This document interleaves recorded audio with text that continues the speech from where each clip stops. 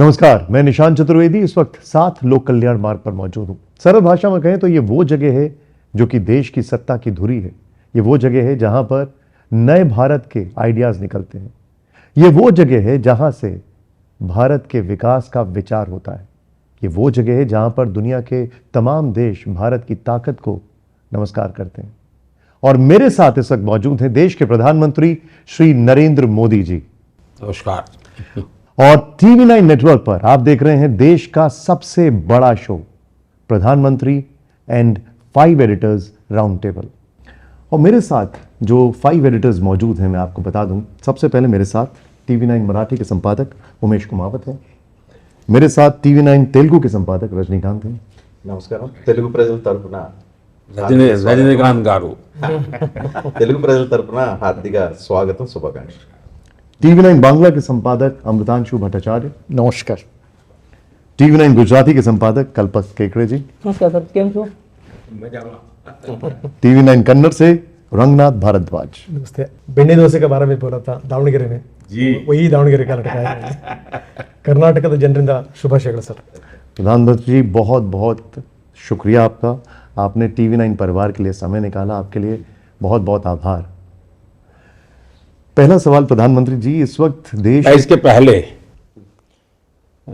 एक तो भांति भांति के बॉलर्स हैं और फील्डिंग भी बड़ी टाइट है तो लेकिन आपने जब वर्णन किया 7 LKM का, ये सत्ता की धुरी नहीं है, ये सेवा की धुरी की जगह है। और इसलिए ये जो कल्पना थी किसी समय में, और आकर के मैंने जो नाम बदला, वो पहले 7 रेस कोर्स था, मैंने उसको लोक कल्याण किया, क्योंकि मैं मानता हूँ यहाँ आने वाले हर किसी के मन में भाव रहना चाहिए कि ये लोक कल्याण और लोक सेवा के लिए जगह है, ये सत्ता के लिए नहीं है। और लोकतंत्र का स्पिरिट भी वही होता है और मैं उसको जीने का पल पल प्रयास करता हूँ। लेकिन आप सबका स्वागत है और आप सब देश के अलग अलग भाग से आए हैं, तो मुझे भी आपके सब दर्शकों के साथ जी भर करके और खुले मन से बात करने का आनंद आएगा।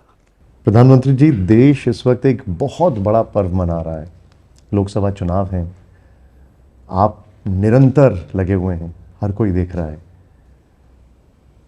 2014, 2019 दोनों चुनावों के केंद्र में प्रधानमंत्री मोदी थे। अगर इसकी तुलना 2024 से की जाए तो क्या आपको बदलाव दिख रहा है, क्या फर्क दिख रहा है?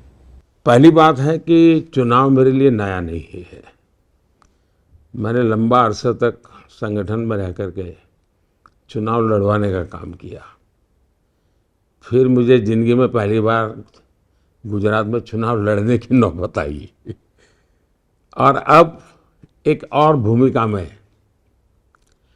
देश और दुनिया की नज़रों में एक विशेष जिम्मेवारी के साथ मैं इस चुनाव के मैदान में हूँ। 2014 में जब हम चुनाव में थे तब लोगों के मन में कई क्वेश्चन मार्क थे। मोदी जी नए हैं, कौन है, गुजराती जानते हैं, लेकिन लोगों के मन में एक उम्मीद थी। 2014 में उम्मीद थी यार कुछ तो करेगा। जब 2019 के चुनाव में मैं गया तो मैं देख रहा था कि वो उम्मीद जो है वो विश्वास में पलट चुकी थी और वो परिश्रम, परफॉर्मेंस, कंसिस्टेंसी, क्लैरिटी, ये सारे मिलजुल करके जो 2014 से 19 तक लोगों ने देखा तो विश्वास था।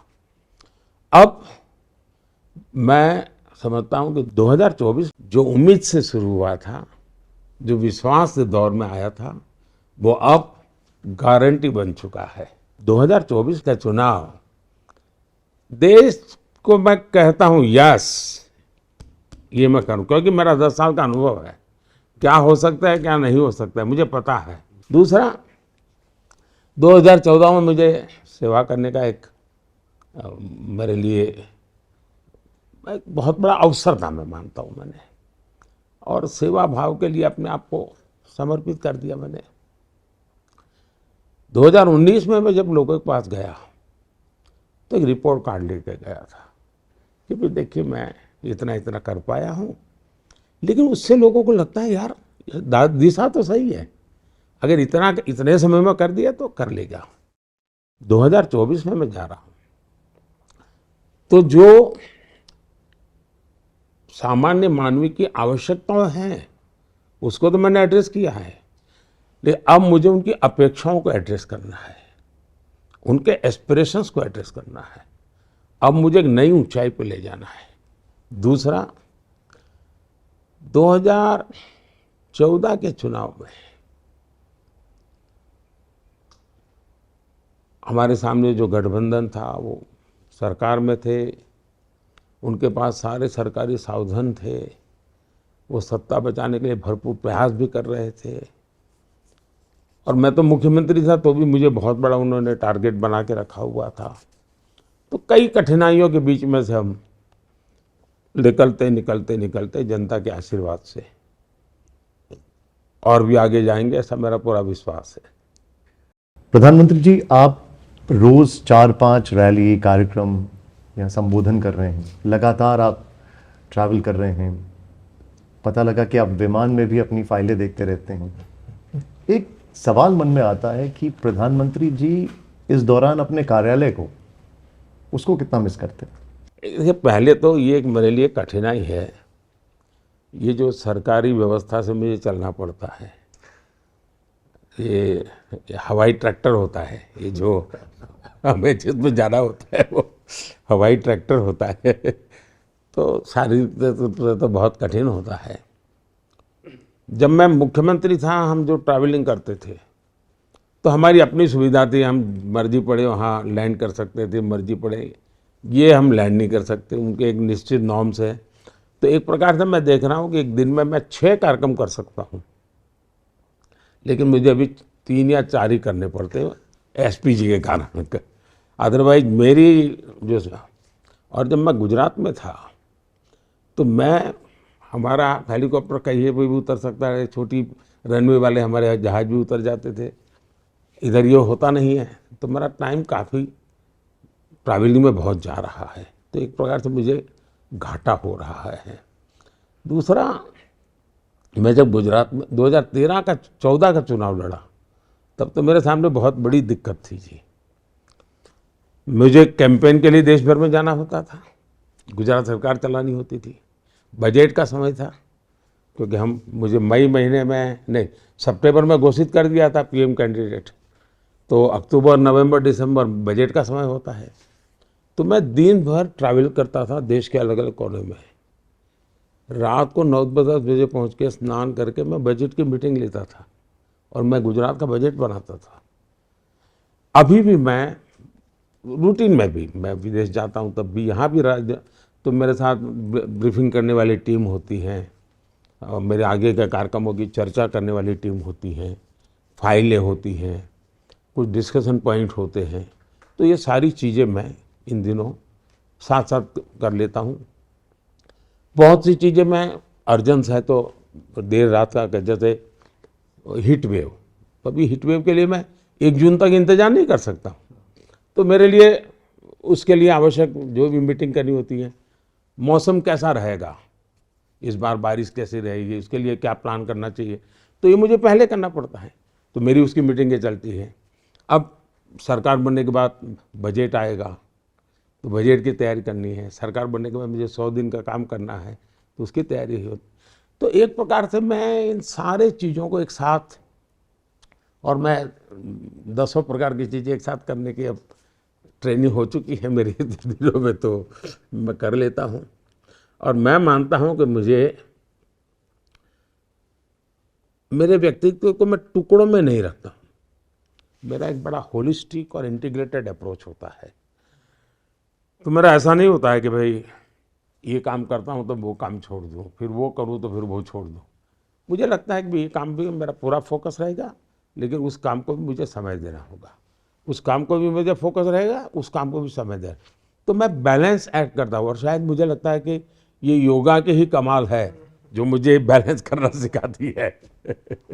प्रधानमंत्री जी अब 2 चरण लगभग खत्म हो चुके हैं पूरे, अब तीसरे चरण में चुनाव जा रहा है, लेकिन नीति और मुद्दों से कहीं पे ऐसा लग रहा है कि ये चुनाव भटक रहा है। आप पर व्यक्तिगत हमले होते हैं, जैसे अभी तेलंगाना के मुख्यमंत्री ने आपको कोबरा कह दिया। हमारे यहाँ संजय राउत है, उन्होंने रावण कहा था औरंगजेब का जन्म आपके गाँव के पास हुआ है। कई सारे वीडियो आते हैं जिसमें होता है कि टुकड़े टुकड़े कर देंगे, तो आप इन बयानों को कैसे देखते हैं? मुझे चिंता ये है कि इस डिक्शनरी की सारी गालियां खत्म हो गई, अब ये बेचारे करेंगे क्या?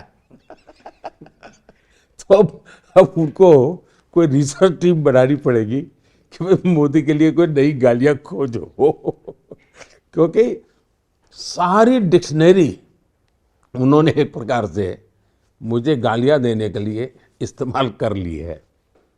और हो सकता है कि Guinness book of world record बन जाएगा कि एक व्यक्ति को सार्वजनिक जीवन में इतनी भद्दी, इतनी ज़्यादा, इतनी बार गालियां खानी पड़ रही है।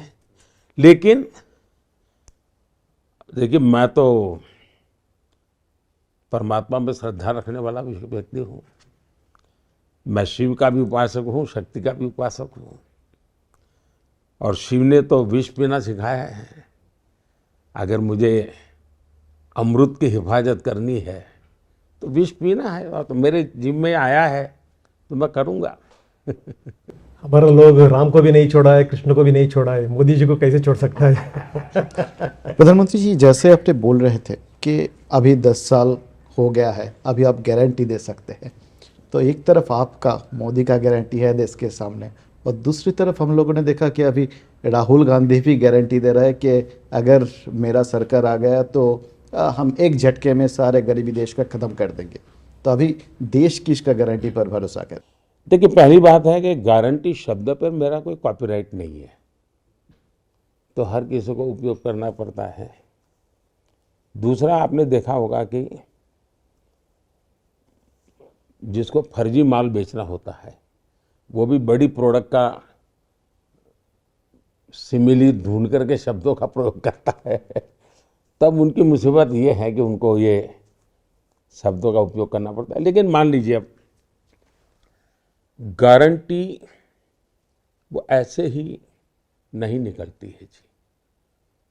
एक लंबी तपस्या के बाद आपके शब्द गारंटी बन जाते हैं, आपके शब्द की कीमत बढ़ जाती है। मैं गारंटी शब्द उपयोग न करूं तो भी, मुझे याद है मैं गुजरात में था, तो मेरे यहाँ अमरेली डिस्ट्रिक्ट के कुछ लोग आए, तो उसके बाद चुनाव होना था। उन्होंने कहा, साहब बस आप इतना बोल दीजिए, हमारा काम चल जाएगा। मैंने कहा, मैं नहीं बोल सकता भाई। नहीं बोले, साहब आप बोल दीजिए ना। मैंने कहा, भाई ऐसे जिस चीज़ की योजना नहीं बनी है मैं इसके विषय में। बोले, साहब आपने बोल दिया ना, बोले वो रामबाण है, बस आप बोल दीजिए। मैं उस दिन से बहुत सजग हो गया।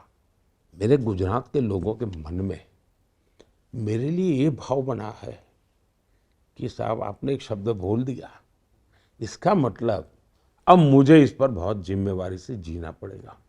और मैं तब से लेकर के बहुत जिम्मेवार हो गया हूँ कि मेरा हर शब्द एक जिम्मेवारी है, मेरा हर शब्द मेरी एक गारंटी है। उस रूप में मैं करता हूँ। बाकियों ने इन शब्दों की डिवैल्यूएशन कर रहे हैं, मैं उसका कुछ कर नहीं सकता हूँ। लेकिन कोई मुझे बता दे साहब, उनके नाना परनाना, आप उनके भाषण सुनिए या लाल किले पर गरीबी की बातें की है। उनकी दादी, उन्होंने गरीबी की बातें की। उनके पिताजी गरीबी की बातें की। उनकी माताजी जब रिमोट सरकार चलाती तब भी गरीबी। और अब कह रहे हैं हम खटाखट गरीबी हटा देंगे, एक झटके में गरीबी हटा देंगे। कौन भरोसा करेगा भाई? उसमें मोदी को कुछ कहने की जरूरत नहीं है, मुझे उनकी आलोचना करने की भी जरूरत नहीं है। लेकिन देश देखता है, देश देखता है। उसी प्रकार से जब मैं कहूँ कि भाई मैं आपके लिए मेहनत करूंगा, इस देश का कोई भी व्यक्ति मेरी इस बात पर अविश्वास नहीं करेगा। बाकी कोई भी नेता कहेगा कि मैं मेहनत करूंगा, मुझे बताइए कितना भरोसा करेंगे? सिंपल सा भी क्वेश्चन, मुझे देखा है उसको पूछना, या मोदी कह रहा है करेगा मेहनत, पूछना नहीं पड़ता है। तो मेरा जीवन, मेरी वाणी और मेरी गारंटी, ये सब एक सूत्र में है जी। ये हवा में से निकाला हुआ भाव नहीं है। और मैं जब कहता हूँ मुझे करना है, अब जैसे मैंने 2014 में कहा कि मैं गरीबों के लिए घर बनाऊंगा, तब मुझे बहुतों ने कहा साहब कितना पैसा लगेगा, कैसे करोगे? मैंने कहा देखिए भाई, देश की इकोनॉमी का एक ड्राइविंग फोर्स बनेगा, क्योंकि जब गरीब का घर बनाता हूँ तब ईंटें बनाने वाला कमाता है, सीमेंट बनाने वाला कमाता है, रोजगार मिलता है, फर्नीचर बेचने वाला कमाता है, यानी एक प्रकार से इकोनॉमी का मैं ड्राइविंग फोर्स, उसमें मैंने पूरा एक चित्र खाका तैयार किया। 4 करोड़ घर बना दिए, दे दिए। कुछ राज्य सरकारों का बड़ा ठंडा रिस्पांस रहा तो मेरी अपेक्षा से कम हुआ।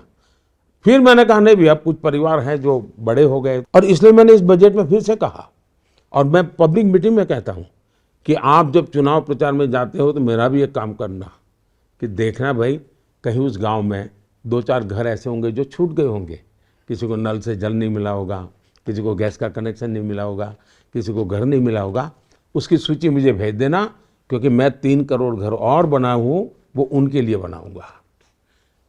यानी पक्का रोड मैप है, तब जाकर के गारंटी पे भरोसा होता है। आपने पहले एक बात बोला था, मैंने काम करके आपके सामने आ जाएंगे बोल के, आपने काम करके सामने आ गया, ये आपका गारंटी है। दूसरा हम सीन ऐसे देख रहा है, कर्नाटक में 5 गारंटी से देश भर भी 25 गारंटी तक आ गया। आगे क्या हो सकता है? होता क्या है, जब ये इनका कोई चीज़ चलती नहीं है तो उनको लगता है कि लोगों का ध्यान हटाने के लिए नई नई चीज़ें जोड़ो, नई नई चीज़ें जोड़ो। और इसलिए वो आपने देखा होगा, हाँ, कोई बच्चा अगर आपका ऐनक ले लेता है और आपको लगता है कि बच्चा ऐनक तोड़ देगा, डर लगता है, और तो आप क्या करते हैं, उसको एक बॉल ला करके दिखाते हैं, तो उसको लगता है हाँ ये बॉल बड़ी चीज़ है, तो ऐनक छोड़ देता है, बॉल पकड़ लेता है। ये लोग उस साइकोलॉजी पर काम कर रहे हैं, जिनको पता नहीं है देश की जनता बहुत ही समझदार है, इनके हर खेल को जानती हैं। वो 5 गारंटी लाए, 25 गारंटी लाए, 75 गारंटी लाए, वो शब्दों को ऊपर नीचे करे, अनाप शनाप बोले, इससे जनमन नहीं बनता है जी। आपको टीवी मीडिया में जगह मिल जाती है, जमीन पे नहीं मिलती है, जनों के दिल में नहीं मिलती है। दूसरा, उन्होंने ऐसी ऐसी गारंटियां दी थी, एक जगह पे तो एक चुनाव में उन्होंने तारीख गिन लीजिए, 1, 2, ऐसा बोले 10 दिन में ये हो जाएगा। वो 5 साल वो सरकार रही, नहीं हुआ जी, तो लोगों को अविश्वास हो जाता है। और दुर्भाग्य तो ये है कि सार्वजनिक जीवन में राजनेताओं की शब्दों की ताकत इतनी खत्म हो चुकी है कि मेरे लोगों को ज्यादा मेहनत करनी पड़ती है। भाई मैं वो उस बिरादरी का नहीं हूं बाबा, मैं जो कह रहा हूं करूंगा, तो मुझे तो उनके कारण नुकसान होता है ये झूठ बोलने वालों से। आपने इसके साथ साथ उनका नींद उड़ा दिया है, अभी जो दिया है ये सिर्फ ट्रेलर है, पिक्चर अभी बाकी है। क्या क्या रह सकता है पिक्चर में? ऐसा है कि वो नींद उनको उड़ने का कारण नहीं है। मैं अभी भी मानता हूं कि इतना बड़ा देश 10 साल में मैंने जो किया है उसके कारण मेरा विश्वास बन गया है, लेकिन मेरी जो सोचने का तरीका है, मुझे बहुत कुछ करना है।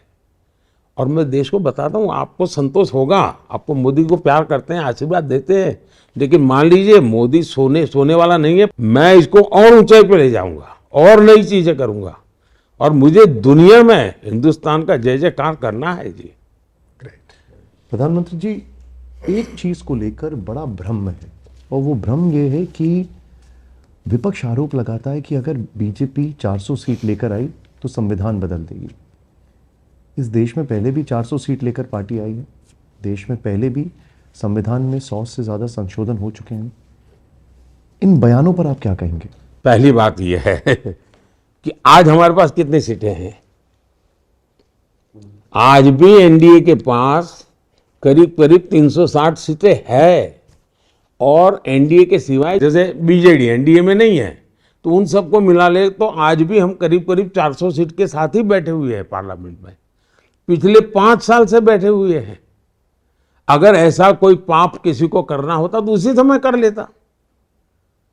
तो ये तर्क भी नहीं है, सत्य भी नहीं है, लेकिन ये क्यों करते हैं?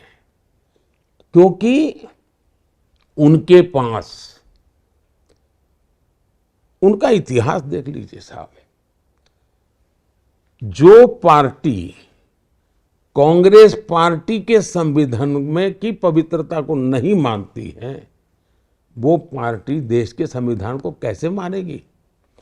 कांग्रेस पार्टी के संविधान की पवित्रता को नष्ट करने का काम इस परिवार ने किया है। उन्होंने संविधान की मर्यादाओं को तोड़ा है। कांग्रेस पार्टी ने ऑफिशियली राष्ट्रपति के उम्मीदवार तय किए थे संजीव रेड्डी जी को, ऑफिशियली कांग्रेस पार्टी ने, और उनकी पीठ में छुरा भोंक करके उनको हरा दिया गया था। ये इनका खेल है। इन्होंने संविधान के साथ हमेशा खिलवाड़ किया। नेहरू जी इतने बड़े लोकतंत्र का चेहरा कहते हैं ना आप लोग, पार्लियामेंट में बैठने के सबसे पहला जो संविधान संशोधन किया वो उन्होंने फ्रीडम ऑफ स्पीच को रिस्ट्रिक्ट करने के लिए किया था। पूरी तरह अनडेमोक्रेटिक नेहरू जी ने किया था। दूसरा, आप उन्होंने कैसे किया? भारत का संविधान, इसमें मैं 3 बातें मोटी मोटी देखता हूं।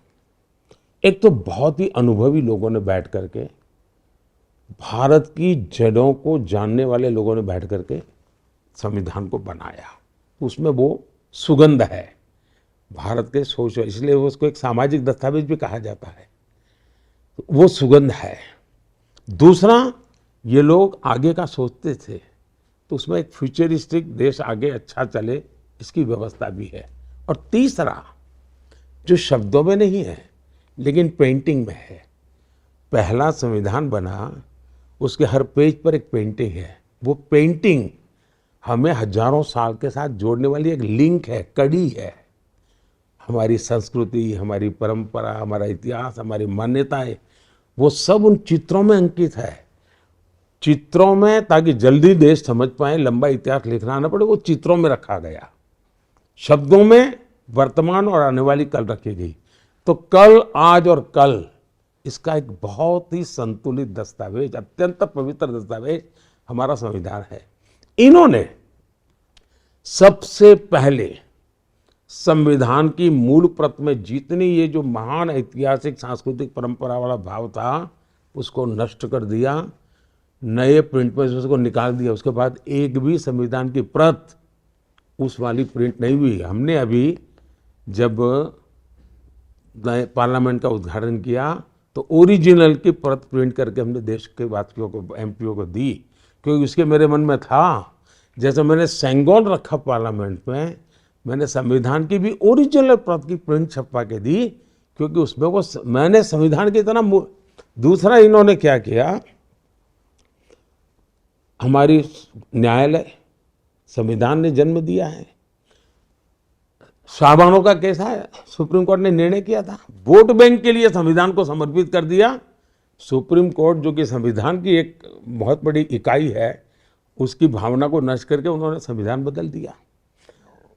इलाहाबाद कोर्ट ने जजमेंट दिया था, उनके चुनाव को रद्द-बातल किया था न्यायालय का, उन्होंने संविधान को कूड़े कचरे में डाल दिया, इमरजेंसी डाल दी, हिंदुस्तान को जेल में खाने बंद कर दिया।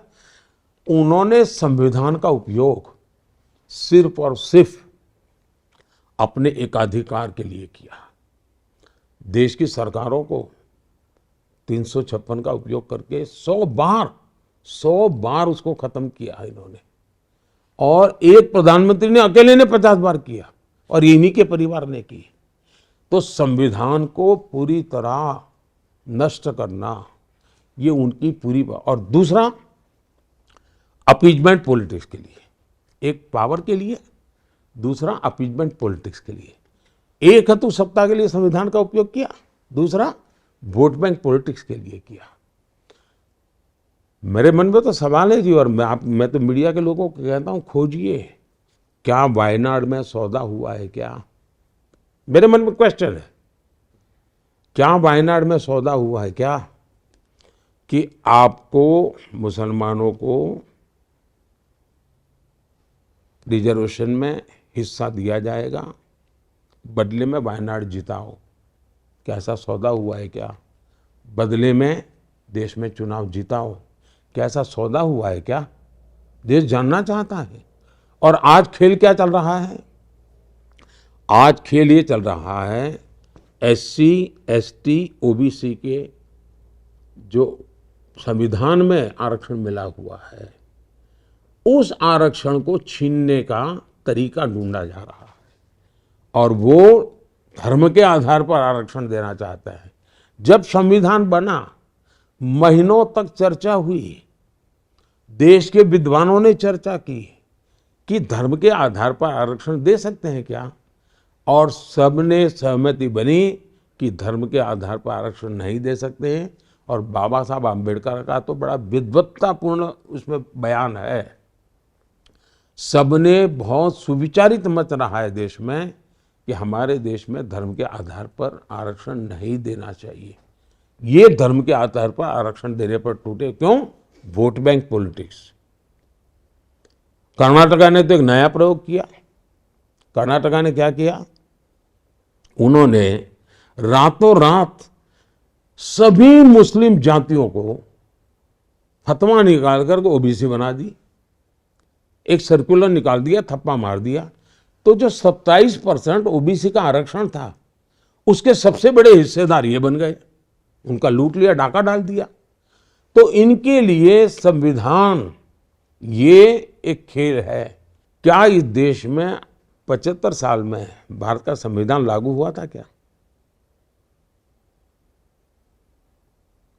जो लोग ये कह रहे हैं ना, बेईमानी कर रहे हैं। 60 साल तक इन्होंने राज किया। कश्मीर में भारत का संविधान नहीं लागू होता था। अगर संविधान की इतनी है आपको पवित्रता लगती थी, तो कश्मीर में संविधान क्यों लागू नहीं किया आपने?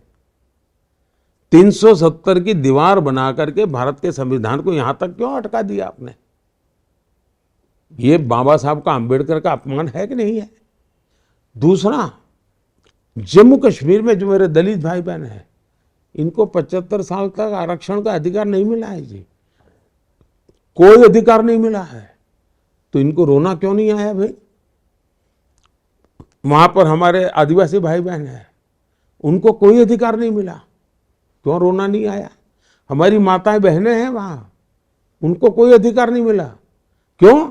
संविधान था ही नहीं वहां, उनका संविधान चलता था। मैंने संविधान की सबसे बड़ी सेवा की है कि 370 हटा करके जम्मू कश्मीर में भारत का मैंने संविधान के प्रति मेरा समर्पण देखिए। जब भारत के संविधान के 60 साल हुए, तब मैंने गुजरात में हाथी के ऊपर संविधान की बड़ी परत रखी और उसकी पूजा की और उसका बहुत बड़ा जुलूस निकाला। और हाथी पर सिर्फ संविधान था और राज्य का मुख्यमंत्री पैदल चल रहा था वहाँ। क्यों? मैं देशवासियों के दिल में संविधान की प्रतिष्ठा बनाना चाहता था। जब हम पार्लियामेंट में आए तो हमने संविधान दिवस मनाने का प्रस्ताव लाए। कांग्रेस पार्टी ने विरोध किया और कांग्रेस पार्टी के नेता, जो आज कांग्रेस पार्टी के अध्यक्ष हैं, उन्होंने बयान दिया पार्लियामेंट में कि 26 जनवरी तो है, संविधान दिवस की क्या जरूरत है? मेरे लिए संविधान हर स्कूल में चर्चा का विषय होना चाहिए। हर बच्चे के दिल में संविधान की पवित्रता की चर्चा। ये वकीलों के लिए अदालत में धाराएं कोट करने के लिए संविधान नहीं है। संविधान हमारी जीवन की प्रेरणा बनना चाहिए, नई पीढ़ी को शिक्षा मिलनी चाहिए। और मैं देशवासियों को कहता हूँ, मेरी तीसरी टर्म में मेरे जो पहले 100 दिन के कार्यक्रम है ना, एक मैं आज पत्ता खोल देता हूँ। पहले 100 दिन में मेरा एक काम ये रहेगा कि संविधान के 75 साल को साल भर ऐसे मनाऊंगा अब तो, क्योंकि इतना झूठ बोल रहे हैं लोग, ताकि देश संविधान की पवित्रता को समझे, संविधान के महात्मा को समझे। हाँ, मैं संविधान में जितना अधिकार की चर्चा होती है, मैं कर्तव्य की भी उतनी चर्चा करना चाहता हूँ, क्योंकि देश में कर्तव्य भाव भी जगाना चाहिए। तो मैं संविधान में अधिकार के साथ साथ कर्तव्य भाव को बल देने वाली बात आने वाले 1 साल देश में जम करके चलाने वाला हूँ। एक चूँकि बात निकली राहुल गांधी की, वो कह रहे हैं कि उनका जो न्याय पत्र है वो देश के विकास का विजन है। उनका ये कहना है कि ये घोषणा पत्र ही है जो देश को आगे ले जा सकता है विकास के रास्ते पर।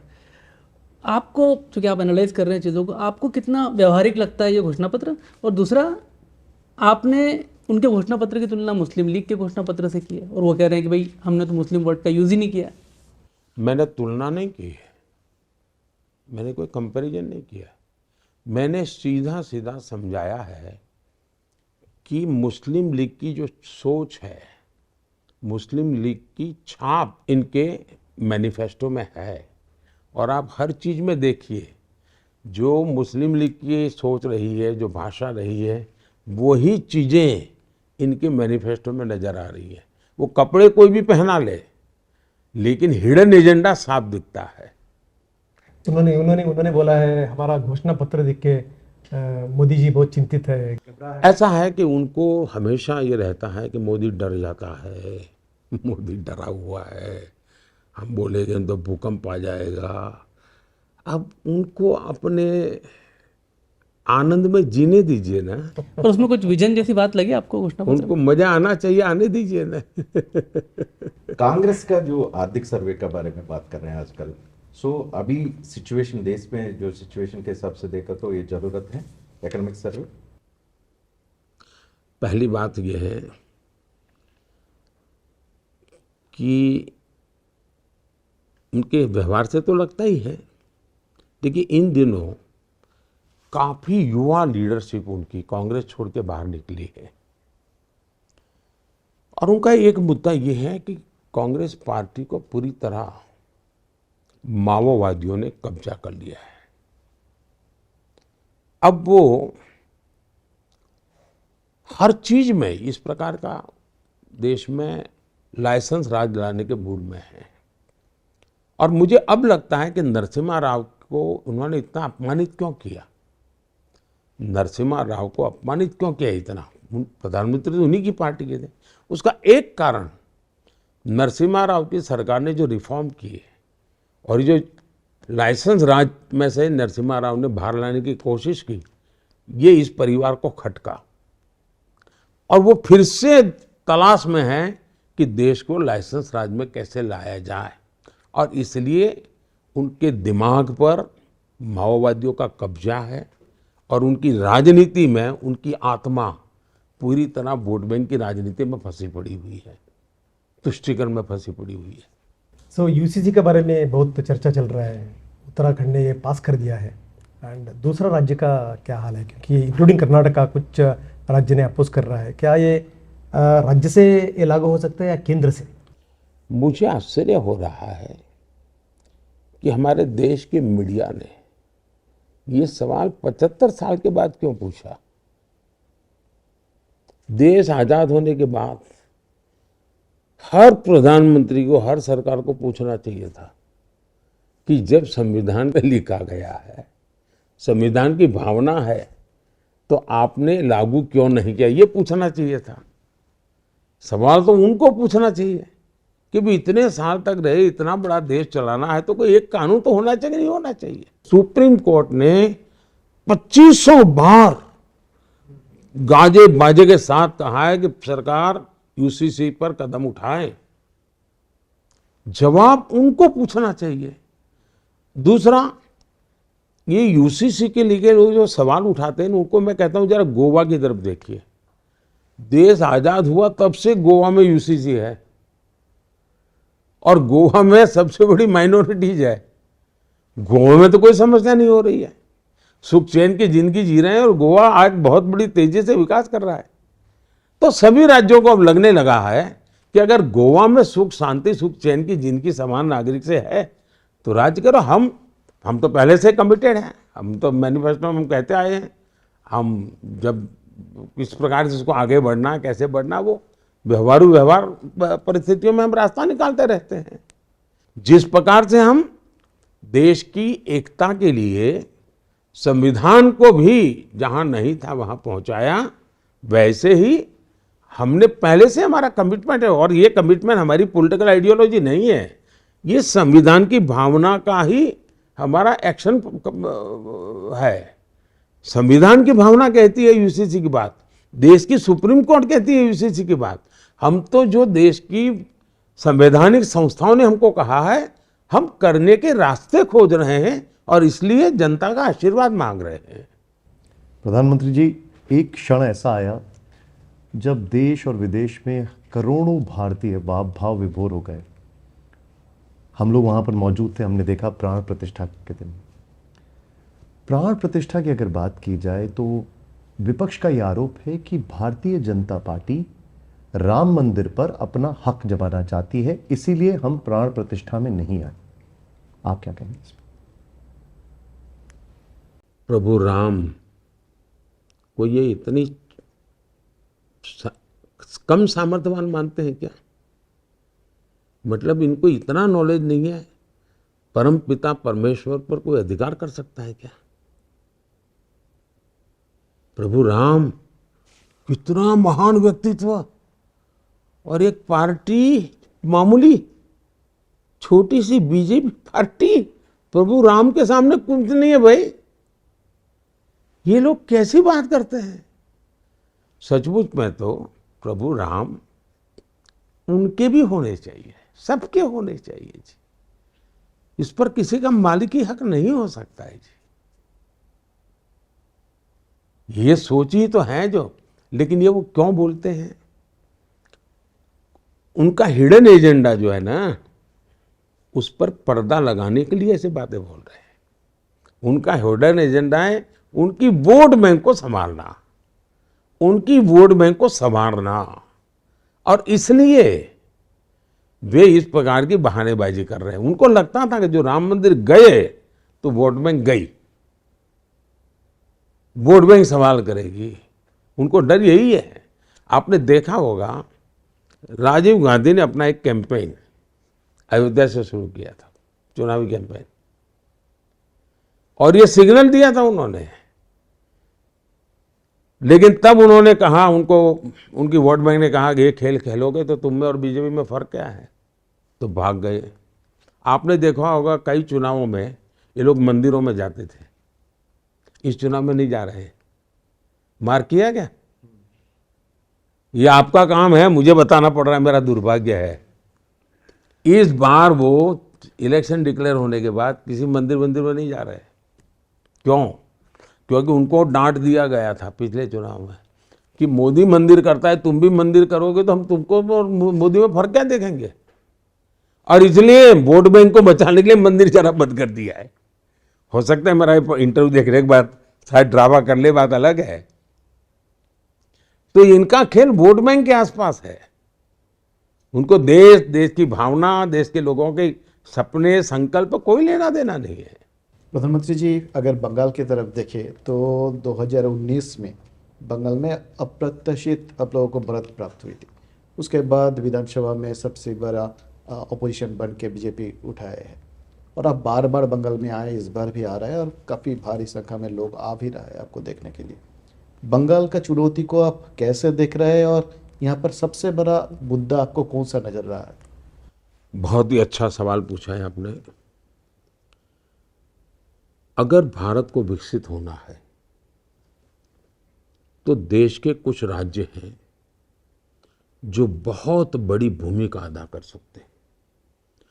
देश को आगे ले जाने में सबसे ज़्यादा सामर्थ्य अगर कुछ राज्य दे सकते हैं तो उसमें एक बंगाल है। और भारत के इतिहास को देखें तो भारत को सामाजिक रूप से अगर किसी ने शक्ति दी तो बंगाल के वैचारिक क्रांति ने दी। भारत के क्रांति की धारा को आज़ादी के आंदोलन में किसने ताकत दी तो बंगाल ने दी है। भारत की वैश्विक प्रतिष्ठा बढ़ी तो बंगाल के कारण से बनी, चाहे टैगोर जी हो, चाहे विवेकानंद जी हो, चाहे जगदीश चंद्र बोस हो। बंगाल का इतना बड़ा योगदान है जिसको दुर्भाग्य से पहले लाल वालों ने और अब टीएमसी वालों ने पिछले 50 साल में इस महान परंपरा को तहस नहस कर दिया है। देश को आगे बढ़ना है तो फिर से बंगाल का पुनर्जागरण जरूरी है, पुनर्जागृति जरूरी है। और मुझे पुनर्जागरण के अंश दिख रहे हैं। दुर्भाग्य से शॉर्ट साइटेड सत्ता भूखे लोग कब्जा करके बैठ गए। एक पॉलिटिकल आइडियोलॉजी ड्रिवन लोग ने बंगाल को बर्बाद कर दिया। अब उन्होंने, बंगाल की जनता ने पूरी तरह नकार दिया। अब उनके बदले में जो आए वो सत्ता, खुद का परिवार, खुद की ऑटोक्रेटिक नेचर, और उसमें एक ही सहारा उनको दिखता है, वोट बैंक पॉलिटिक्स। जिन घुसपैठियों के खिलाफ ममता जी ने पार्लियामेंट में शासक पक्ष में हिस्सा होने के बाद भी कागज उड़ा रहे थे, तूफान खड़ा कर दिया था, सोमनाथ चटर्जी के सामने तूफान खड़ा कर दिया था, वही ममता जी के लिए वो आज बहुत बड़ी सोने की थाली जैसे परोसा गया वैसे हाथ में लग गया है। अब वो उन्हीं की रक्षा में लगे। उनकी वेलफेयर स्कीम भी सबका साथ सबका विकास वाली नहीं है, सिर्फ वोट बैंक को संभाल करके वो तिजोरी खर्च करेंगे तो वोट बैंक के लिए, बाकी कहते हैं, उनको लगता है वो तो मजबूरी है, आ जाएंगे। जब तक बंगाल को वोट बैंक की राजनीति के एक प्रकार से अत्यंत दुखदायक परिस्थिति से बाहर नहीं निकालेंगे और बंगाल की उस महान परंपरा और विरासत, और बंगाल के युवा में बहुत ताकत है जी, बहुत सामर्थ्य है, उसको अगर अवसर देंगे और किसी भी भेदभाव के बिना समाज के सब वर्गों को साथ लेकर के, तो बंगाल खड़ा हो सकता है। और आज बंगाल बीजेपी को स्वीकार कर रहा है। हम 2 या 3 एमएलए हुआ करते थे, आज 80-90 तक पहुंच गए हम लोग। हम कभी पार्लियामेंट के अंदर सोच भी नहीं सकते थे, आज हम सबसे बड़ी पार्टी बनकर के उभर रहे हैं। तो बंगाल ने दिल से बीजेपी को स्वीकार कर लिया है। वोट की दुनिया में अभी हमें कभी बहुत सारी कठिनाइयां आती हैं, लेकिन मैं मानता हूं कि जनता, हिंसा जिस प्रकार का वातावरण है, सबसे बड़ी चुनौती है। लोकतंत्र में सारे देश में अब शांतिपूर्ण चुनाव हो रहे हैं। देखिए, पहले 2 हुए, कहीं से हिंसा, बंगाल के सिवाय कहीं से घटना ही नहीं आती थी। या तो बंगाल से आएगी या केरल से आएगी। जब त्रिपुरा में भी कम्युनिस्टों की गवर्नमेंट थी, हिंसा की घटनाएं आती थी, कम्युनिस्ट गए, हिंसा की घटना बंद थी। बंगाल में कम्युनिस्ट गए, बंद हुआ, लेकिन अब ममता दीदी ने वही रास्ता अपना लिया। तो दुर्भाग्य है, लोकतंत्र के लिए भी खतरा है। और आज की राजनीति बंगाल की बीजेपी के लिए चुनौती नहीं है, देश के लिए चुनौती है जी। देश इस प्रकार से नहीं चल सकता जी।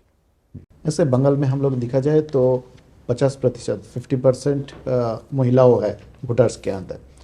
और पिछले चुनाव में भी देखे हैं कि देश का महिलाओं ने बीजेपी को बहुत अच्छी खासी सपोर्ट दिया है। तो इस बार बंगाल के लिए स्पेशली ये संदेशखाली का जो भी हम लोगों ने देखा सुना, इसके बाद मोदी का गारंटी क्या है? पहली बात है, एक तो मेरा खुद की सोच क्या है, राजनीति छोड़ दीजिए। भारत की 50% जनसंख्या वो भारत की विकास यात्रा में भागीदार बननी चाहिए कि नहीं बननी चाहिए। अगर हम भारत की 50% जनसंख्या को विकास यात्रा में भागीदार बनाते हैं तो देश की इकोनॉमी को एकदम से नया क्षेत्र में बल मिल जाएगा। तो मैं गुजरात के मेरे काम को भी देखिए, मैं महिलाओं को सबसे ज़्यादा एम्पावर करने में ताकत लगाता। कोई कहीं कुछ बुरा था इसलिए नहीं, मुझे पॉजिटिव लगता है। अब जैसे मेरे यहाँ अमूल डेयरी एक बहुत बड़ा उदाहरण है आपके सामने, या लिज्जत पापड़ बहुत बड़ा उदाहरण है। ये दोनों आज किसी भी कॉरपोरेट वर्ल्ड को कंपटीशन करते हैं, लेकिन दोनों महिलाओं के द्वारा चलती है। मतलब हमारे देश की महिलाओं की इतनी बड़ी ताकत है कि वो पूरी स्थिति बदलते। अब मैंने खादी पर बल दिया। आज खादी इतनी तेजी से बढ़ रही है जी, पहले की तुलना में खादी की बिक्री, खादी में रोजगार, खादी का कारोबार 2-2.5 गुना बढ़ गया। लेकिन आप देखेंगे तो खादी में 80% काम करने वाली महिलाएं हैं। हमने विमेन सेल्फ हेल्प ग्रुप बनाए, 10 करोड़ महिलाओं को जोड़ा है।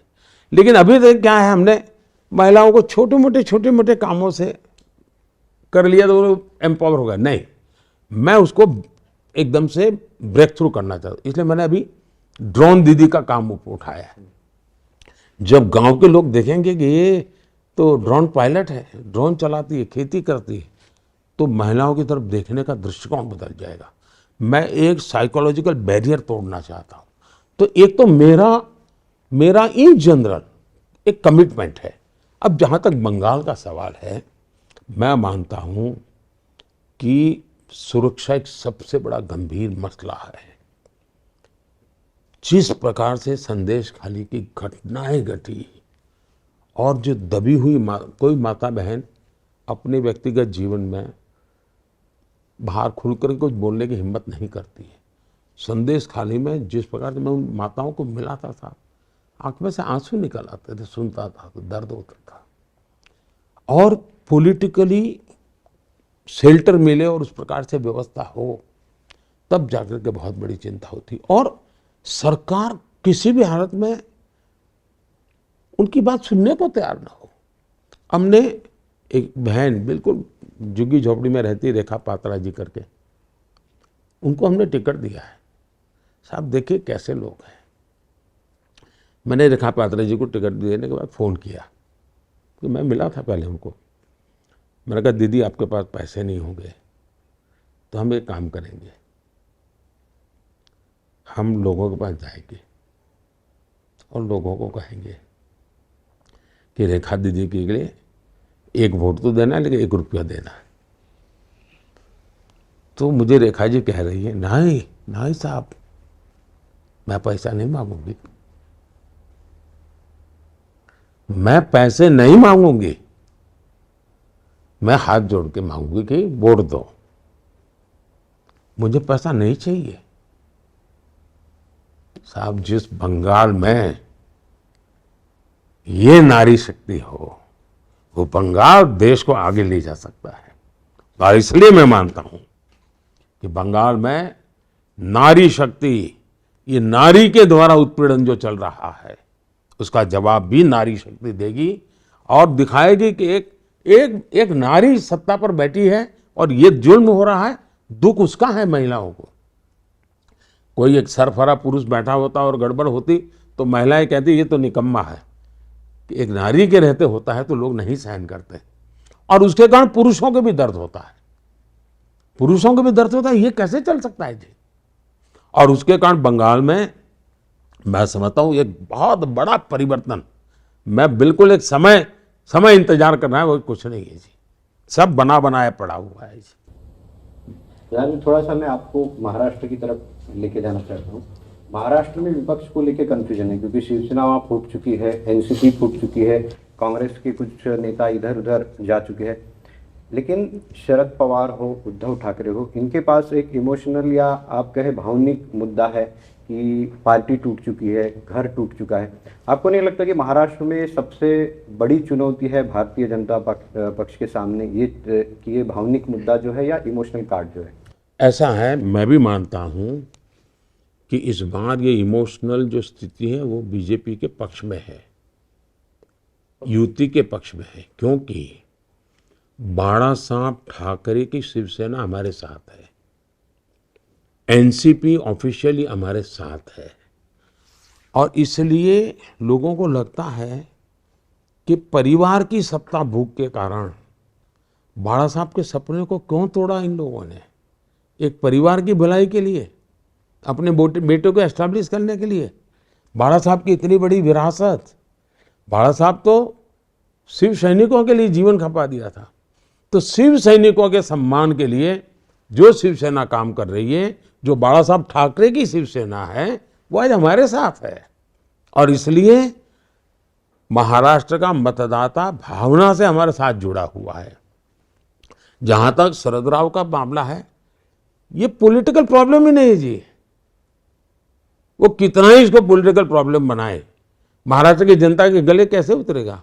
ये प्योरली उनका फैमिली प्रॉब्लम है जी, घर का झगड़ा है कि विरासत काम करने वाले भतीजे को गए कि विरासत बेटी है तो बेटी को दे, झगड़ा उसका है जी। तो सिंपैथी के बजाय नफरत का वातावरण है कि भाई इस उम्र में परिवार को संभाल नहीं सकते हैं, वो महाराष्ट्र को क्या संभालेंगे। तो सारा इमोशंस हमारे पक्ष में है। और दूसरा, जो कालखंड में सरकार उन्होंने चलाई साहब, सारे काम भारत की पॉलिटिकल पार्टी की मूलभूत विचारधारा जो बाला साहब ठाकरे गए उसके विपरीत की है। औरंगजेब की तारीफ करने वालों के साथ बाला साहब ठाकरे का बेटा बैठे, ये गुस्सा भरा पड़ा है महाराष्ट्र में जी। सावरकर का अपमान करने वालों के साथ कोई बैठे तो लोगों के मन में दिखता है, अरे बाला साहब ने तो हमें ये कहा था, इनके बच्चों में सत्ता लालसा ऐसी आ गई। तो इमोशंस इस तरफ है, गुस्सा उनके सामने है जी। आपने अभी विरासत की बात की। बाला साहब ठाकरे जब थे तब आपके उनके साथ बहुत अच्छे संबंध थे, आप उनका बहुत सम्मान भी करते थे, और मैं तब शिवसेना भी कवर करता था, वो आपके पक्ष में भी खड़े रहते थे। आप अब विरासत की बात कर रहे हैं, तो सवाल ये है कि क्या उद्धव ठाकरे को आप बाला साहब ठाकरे का विरासत का उत्तराधिकारी मानते हैं या नहीं? दो चीजें हैं, वो बायोलॉजिकली तो उनके बेटे है ही है, उसका तो मेरा वो विषय ही नहीं है जी। तो मैं उस प्रकार से, मान लीजिए उनके परिवार में कुछ भी, जब वो बीमार थे तो मैंने तुरंत फ़ोन किया था उनकी, रेगुलरली मैं वहिनी को फ़ोन करके पूछता था कि भाई क्या हुआ। वो ऑपरेशन करने से पहले मुझे फ़ोन किया कि बोले भाई आपका, भाई साहब क्या सुझाव है। मैंने कहा भाई देखिए पहले ऑपरेशन करा लीजिए, आप बाकी चिंता छोड़ दीजिए, शरीर को पहले क्या कीजिए। तो बाला साहब के बेटे के नाते तो मैं उनका मान सम्मान करूंगा ही करूंगा भाई, वो मेरे दुश्मन नहीं है। और कल मुसीबत होगी तो मैं पहला व्यक्ति हूं जो उनकी मदद करूंगा परिवार के नाते। जहां तक बाला साहब ठाकरे के विचार है, मैं उनके लिए जीऊंगा। मैं बाला साहब ठाकरे के विचारों के लिए, उन्होंने और मेरे प्रति उनका अतिशय प्रेम था, अतिशय प्रेम था। तो मैं वो कर्ज भूल नहीं सकता हूँ, कर्ज भूल नहीं सकता हूँ। और आज जो शिवसेना के साथ हम बैठे, हमारे पास ज़्यादा एमएलए हैं, फिर भी शिवसेना का मुख्यमंत्री है, वो मेरी बाला साहब को श्रद्धांजलि है। हम पिछले चुनाव में आमने सामने लड़े थे, लेकिन उस चुनाव में मैंने एक शब्द बाला साहब के लिए नहीं बोला था, और मैंने पब्लिकली कहा था कि मुझे उद्धव जी कितनी ही गालियाँ दें, लेकिन मैं नहीं बोलूँगा, क्योंकि मैं बाला साहब के प्रति मेरी श्रद्धा है। और इसलिए उनके पारिवारिक क्या समस्या है वो मेरा विषय नहीं है। मैं बाला साहब को आदर करता हूँ, और भगवान करे मैं जीवन भर उनको आदर करता रहूँ। लेकिन वो तो कहते हैं, हर सभा में अब जाते हैं तो वो कहते हैं कि ये चुनाव आखिरी चुनाव है और 2029 के बाद चुनाव ही नहीं होगा। तो इसको आप कैसे देखते हैं? ऐसा है, 2014 में भी ये आता था, आप पुराना निकालिए। 2014 में भी कहा है कि अब चुनाव आखिरी है, 19 में भी कहा ये चुनाव आखिरी है, अब 24 में भी कह रहे चुनाव आखिरी है। इसका मतलब है कि हमारे विरोधियों की बैंकरप्सी है, उनके पास कुछ नई चीज कुछ खोजो ना भाई। जो चीज होनी नहीं है, होती नहीं है, संभावना नहीं है, सवाल नहीं है, अब इसके लिए आप क्या बात करोगे जी। इतना बड़ा संविधान है, जिस देश के अंदर 900 टीवी चैनल चलते हो जी, आज वहाँ कोई डिक्टेटर पैदा नहीं हो सकता है, आसमान से भी आकर के पैदा नहीं हो सकता है। जिस देश के अंदर न्यायालय इतना वाइब्रेंट हो, उस देश के अंदर कभी भी डिक्टेटर पैदा नहीं हो सकता है। वो जमाना चला गया, 75 में देश ने एक मुसीबत झेल ली, दोबारा वो देश आ ही नहीं सकता है जी। कर्नाटक के बारे में हम बात करेंगे। 2019 में रिजल्ट, भाजपा का रिजल्ट बहुत बढ़िया था, 25+1 मंड्या का मिलके, सुमला जी के मिलके 25+1 हो गया था। अभी का हालत कैसे है? क्योंकि सरकार बदल चुका है, उधर मुसलमान मतदार कांग्रेस के साथ में, और बहुत सारे मुद्दे हैं, कुकर ब्लास्ट से लेकर कैफे ब्लास्ट तक, नेहा मर्डर तक, बहुत मुद्दे हैं। आपकी बात सही है कि कभी कभार लोग एक गुस्से में आकर के वोट कर देते हैं। वैसे बीजेपी को वोट असेंबली में भी ज़्यादा मिला है, वोट कम नहीं मिला है, पहले से भी ज़्यादा मिला, सीटें कम मिली। लेकिन जो बातें इन्होंने की थी, ये पूरी देर सीएम डिप्टी सीएम के झगड़े में पूरी सरकार फंसी पड़ी हुई है। डिप्टी सीएम स्कोर करे कि सीएम स्कोर करे, इसी में लगे हुए हैं। अब जिस प्रकार से कर्नाटका में कोई हनुमान चालीसा सुने, अपनी दुकान में बैठ करके सुने, इसलिए उसको मारा जाए। बम ब्लास्ट हो और आप ये कह दो बिना जांच किए ये तो सिलेंडर का ब्लास्ट था, फिर 6 घंटे के बाद कह दो कि ये बिजनेस राइवलरी थी, और फिर जाकर के पता चले तो इसके पीछे तो पीएफआई थी। बहुत बड़ा आतंकवादी षड्यंत्र था। नेहा का मर्डर हो तो आप कहते हैं कि वो तो बच्चों का मामला है, तब लोगों को बहुत झटका लगता है कि क्या कर रहे हो भाई, क्या कर रहे हो तुम। दूसरा, उन्होंने जितनी गारंटी लेकर के आए थे, हर गारंटी में कोई टैग लगा दिया।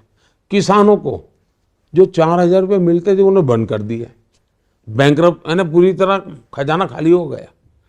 मैं तो मानता हूं जी 2 महीने के बाद वो सरकारी कर्मचारियों को सैलरी दे पाएंगे कि नहीं दे पाएंगे, सवाल है। मैं सरकार में हूं इसलिए मुझे मालूम है कि उनकी अर्थव्यवस्था इतनी खोखली हो चुकी है, इतनी तबाही की ओर जा रहे हैं कि कुछ बचेगा नहीं जी। और कांग्रेस के लिए पहले कर्नाटका, अब तेलंगाना, ये दोनों एटीएम बन गए हैं। जो हाल छत्तीसगढ़ का हुआ वो हाल इनका होते देर नहीं लगेगी जी। क्यों? एटीएम बन गया। छत्तीसगढ़ में कांग्रेस एटीएम बन गई थी, आज कर्नाटक तेलंगाना एटीएम बन गई, और जेल वो जा रहे हैं। पाप यहां दिल्ली वालों के लिए वो हिस्सा बांटना पड़ता है, लेकिन जेल उनको जाना पड़ रहा है। तो मैं तो कर्नाटक की हालत बड़ी गंभीर देख रहा हूं जी। चुनाव छोड़ दीजिए, जैसे मैं बंगाल के लिए कहा, कर्नाटक भी देश का बहुत महत्वपूर्ण राज्य है जी। जो राज्य टेक्नोलॉजी के कारण जाना जाता, टेक हब के रूप में जाना जाता, वह टैंकर हब बन गया। वाटर माफिया साहब, वहां पानी सोसाइटी वाले चिल्लाते हैं कि हमें बोली बोलनी पड़ती है, तब जाके टैंकर आता है जी।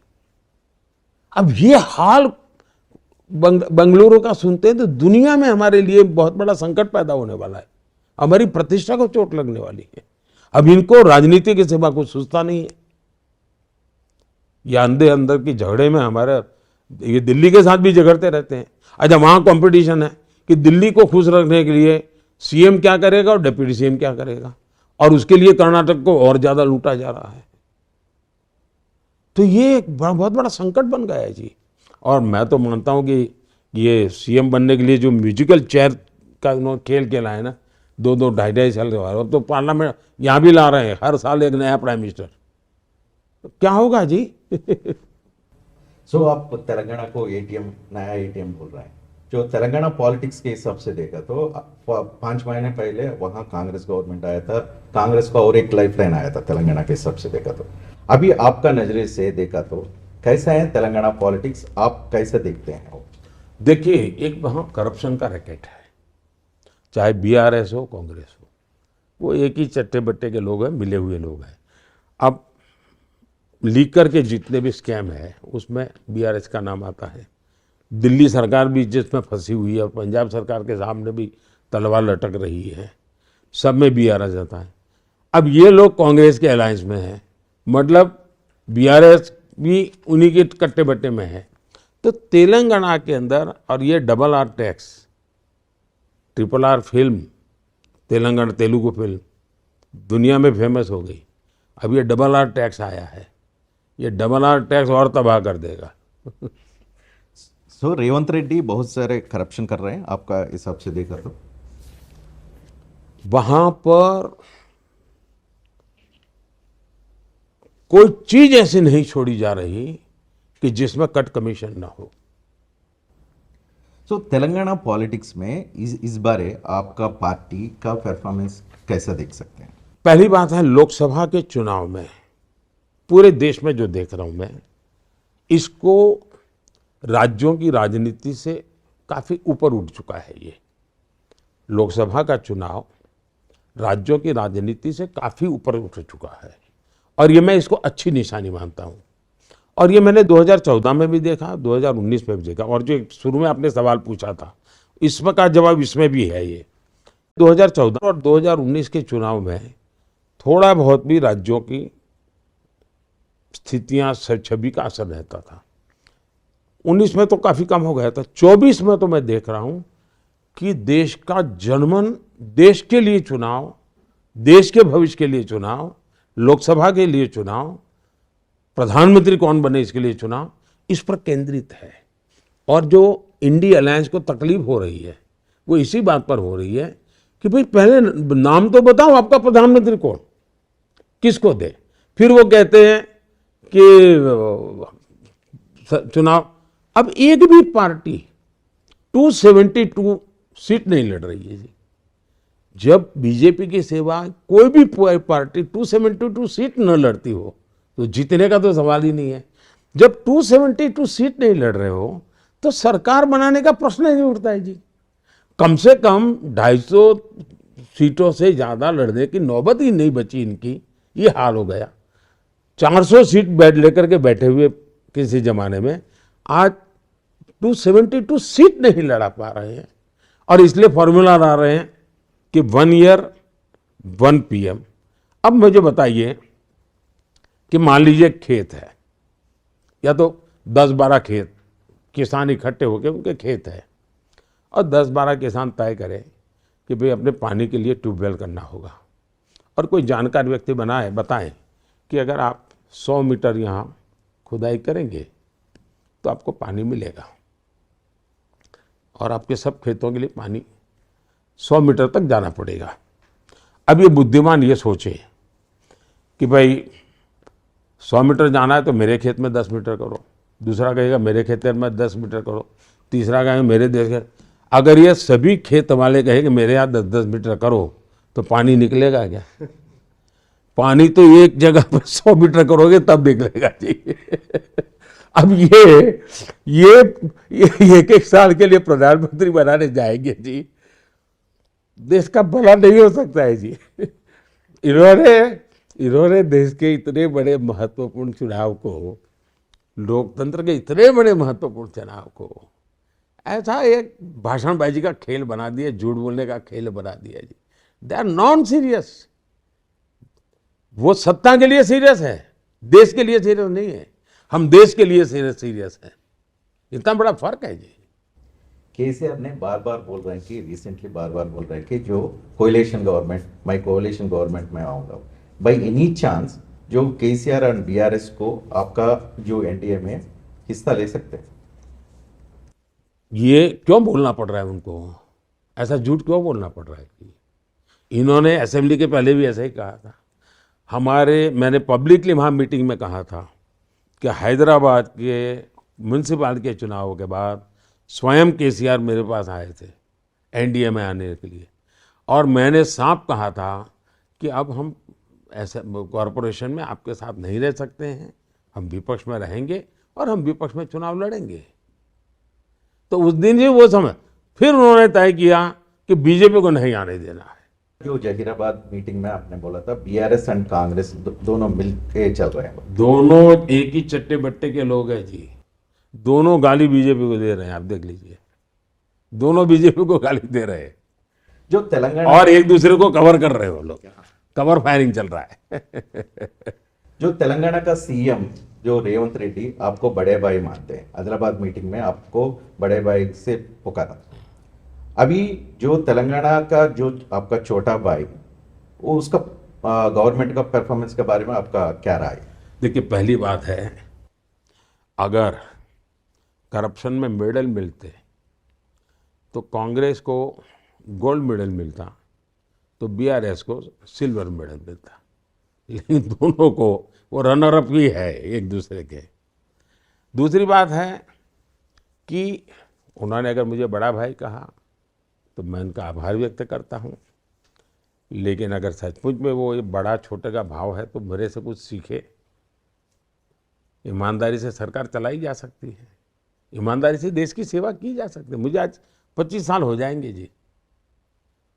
हेड ऑफ द गवर्नमेंट के नाते इस देश में सबसे लंबे समय तक काम करने का मुझे मौका है, सीएम पीएम अकेले सीएम के नाते नहीं, लेकिन सीएम पीएम टोटल मिला दे तो इस देश में सबसे लंबे समय तक मुझे सेवा करने का मौका मिला और एक भी दाग नहीं लगता है। दाग लगाने की कोशिश होना अलग चीज़ है, नहीं लगता है तो सीखो ना भाई।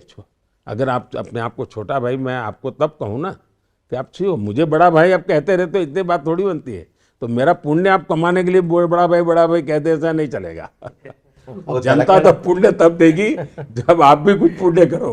वो तेलंगाना बहुत चर्चे में आ रहे हैं, वो बड़ा भाई छोटे भाई के बारे में। ठीक है, जो तेलंगाना के बहुत सारे लोग और जो वोटर्स हैं ना, आपका गारंटी के लिए वेट कर रहे हैं, कुछ बोल सकते हैं उसको? बीजेपी की तरफ से, आपके तरफ से कुछ गारंटी है?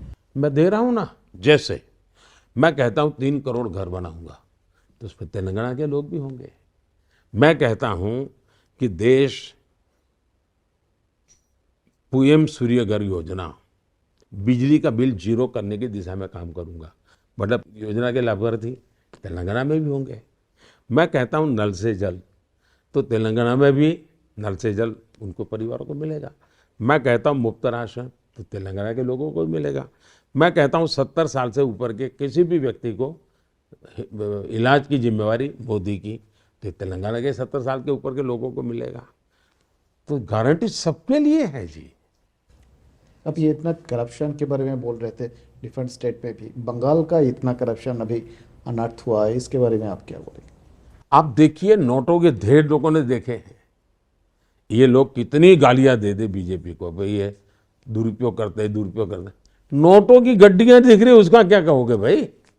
देश ने कभी भी मशीन थक जाए साहब, नोट गिनने वाले बैंक में भी नोट गिनते हैं मशीन, लेकिन थकते नहीं है। ये चोरों के पैसे गिनने में थक जाते हैं।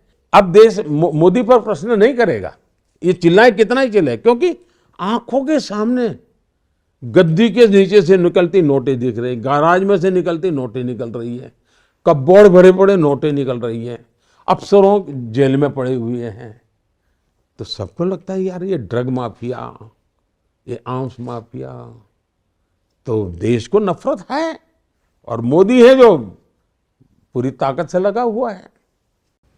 सो वाइब्रेंट स्टेट आंध्र प्रदेश के बारे में एक बार बात करेंगे। आंध्र प्रदेश असेंबली इलेक्शंस में आप गठबंधन किया था चंद्रबाबू नायडू तेलुगुदेशम पार्टी से। जो चंद्रबाबू नायडू तेलुगुदेशम पार्टी 2019 को आपसे छोड़ के बाहर चला गया था, अचानक आप क्यों टीडीपी के साथ गठबंधन किया था? इसका फायदा कुछ आ सकते हैं, क्या देखते हैं उसका फायदा? पहली बात है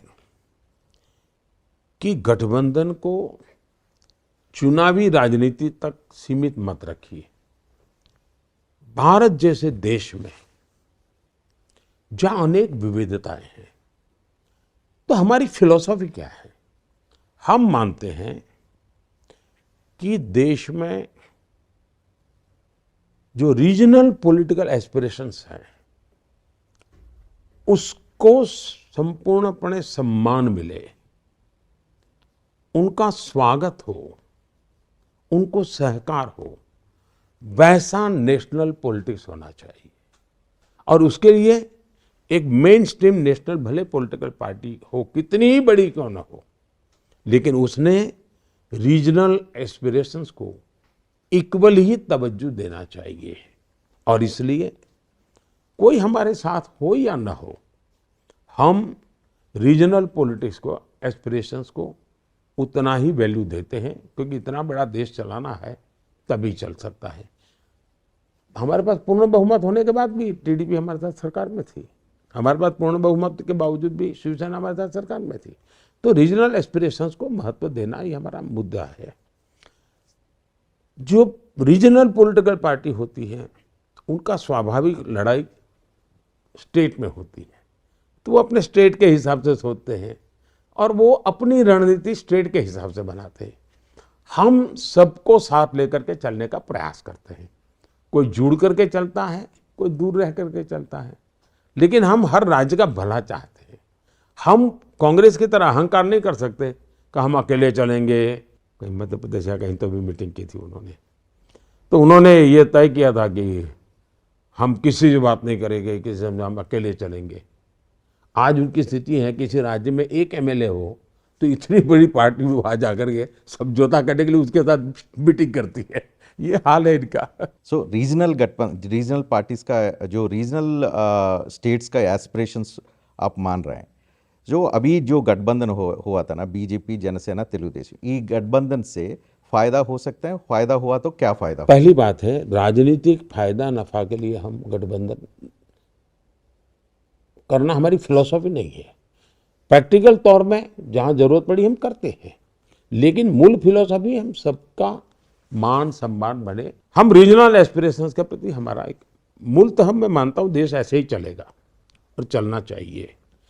जहाँ तक इलेक्टोरल का सवाल है, हमने अभी मैं गया था आंध्र में और एक बड़ी रैली की थी, उसमें चंद्रबाबू भी थे, पवन कल्याण भी थे, और मैं मानता हूँ कि बहुत सालों के बाद आंध्र में ऐसी अनप्रेसिडेंटेड रैली हुई थी।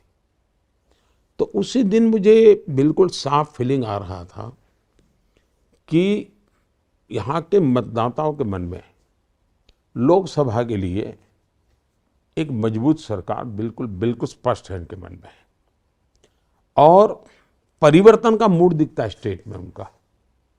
तो वो वहाँ का मतदाता दो हिस्सों में बटा हुआ है, एक राज्य में सरकार को रखना कि निकालना, दिल्ली में सरकार को मजबूत करना तो कितना कैसे कर रहा, ऐसा उनकी मुझे मतदाताओं का मेरा एनालिसिस ये है। सब देशों की भाषा प्रदेश की बात हो गई, पर जो आपकी पहचान से जुड़ा है प्रदेश गुजरात में पहली सीट तो आपको निर्विरोध आ ही गई है, 26 सीटें। इस बार क्या लग रहा है आपको, हैट्रिक करेंगे? और ये बार बार क्या कारण लगता है आपको कि गुजरात बीजेपी को क्यों चुनता है?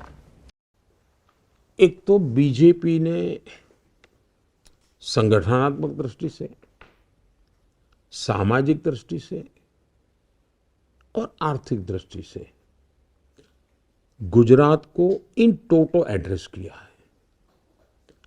समाज के सब वर्गों का लीडरशिप आज बीजेपी के संगठन में है। छोटा सा छोटा, यानी वो विचरती कौम जिसको कहते हैं, उनके लोग भी बीजेपी के संगठन में आपको दिखेंगे। तो एक प्रकार से वो सर्वसमावेशक संगठन है, सर्वस्पर्शी है, पूरे राज्य के हर कोने में आपको बीजेपी। तो उन्होंने सत्ता में रहते हुए संगठन को कभी निग्लेक्ट नहीं किया। दूसरा, डे वन से बीजेपी की सरकार वहाँ गरीबों के कल्याण पर समर्पित रही है। तीसरी बात है, देखिए मैं मानता हूँ कि गुजरात एक बहुत बड़ा अपॉर्चुनिटी का टाइम है। गुजरात एक ज़माने में वाटर स्कैरसिटी वाला स्टेट, 10 साल में 7 साल अकाल, बिना पानी परेशानी। तो बाहर के लोगों को पता नहीं है कि गुजरात में पानी में इतना बजट जाता था। लोग पूछते हैं ये क्यों नहीं है, वो क्यों नहीं। मैक्सिमम बजट, मैं भी जब वहाँ था पानी में जाता था। हमने पानी पर इतना काम किया कि आज लोगों को पानी जब पहुँचता है तो लोग उसको डिफरेंट फील होता है, यार कल तक तो ऐसे मरते थे, दिखता है। दूसरा, गुजरात में नमक के सिवाय गुजरात की अपनी कोई चीज़ थी नहीं। टेक्सटाइल इंडस्ट्री खत्म हो चुकी थी, तो नमक के सिवाय हमारे पास कुछ नहीं जो हम बेचे दुनिया को। और नमक में भी हम डिपेंडेंट थे, कोई ट्रांसपोर्टेशन मिले तो हमारा नमक जाता था, और नमक का इतना किराया ज़्यादा मिलता नहीं क्योंकि वो उसकी कोई कीमत ही नहीं होती है, और वजन ज़्यादा होता है, तो वो बड़ा कठिन सा काम है। और एक प्रकार से गुजरात ट्रेडर स्टेट बन गया था, एग्रीकल्चर स्टेट नहीं था, उद्योग नहीं था, कोई माइनिंग नहीं है, कुछ नहीं है।